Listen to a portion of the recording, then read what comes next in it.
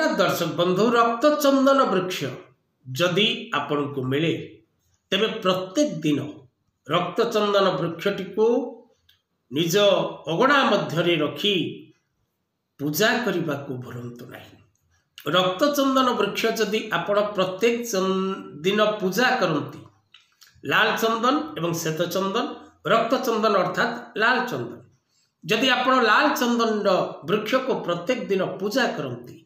तेबे भगवती जगदम्बा माँ दुर्गांकर आशीर्वाद मिलवा सहित रवि ग्रहों पीड़ारू मध्य व्यक्ति को मुक्ति मिली थाए एवं विशेषकर कर्ममय जीवन में जदि आपण बारंबार बाधा विघ्नर सम्मुखीन होती तेबे रक्तचंदन वृक्ष पूजा करने द्वारा आपणकर कर्ममय जीवन में आसुथिबा बाधारू आपण को मुक्ति मिली थाए एवं कर्ममय जीवन में आपण निश्चित भाव में सक्सेस होता।